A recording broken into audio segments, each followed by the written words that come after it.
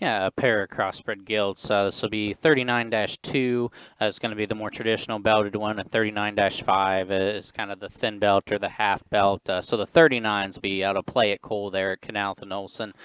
Play It Cool, best kept secret. Their mother would actually be the mother of the Hold the Line boar that was in stud there at Lackey's, and then she would have been the mom of our Sweethearts gilt last spring that won several times for the Went crew. She would have had the reserve champion barrow of about 600 head there at Hartford in Ohio, and would have had actually the champion cross and reserve overall there at Elkhart County, Indiana's open show. So a sow that has done a very, very good job in this 39 litter as a whole. There's several of these 39 litter gilts I think exude quality. Start with the 39-2s, that more traditional belted one.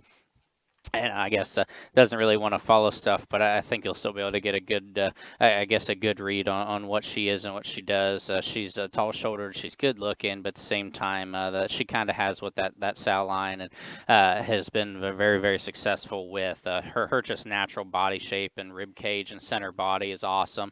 She's one that has that as big as she is in her cage, it matches up high. She's got a big hip and a big pin, and at the same time, everything matches. It's square and true when she goes to the ground, and she's secure in motion. And I think a very intriguing gilt. Again, I think a lot of these gilts in this particular pen we're going to talk about can be very good show gilts. They can show early and often. I also think, depending on what you want to do, they can be sows, they can be show gilts, they can be market gilts. Very, very versatile.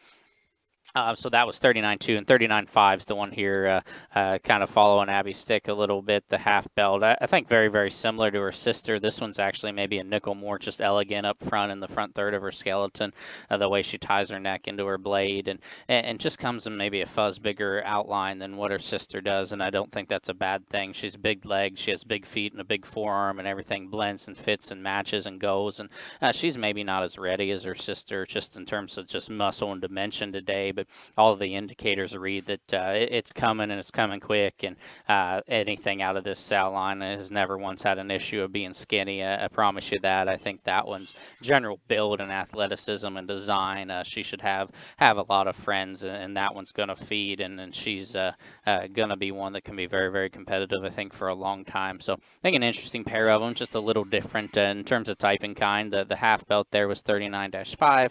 The more traditional or wider belted one's 39-2.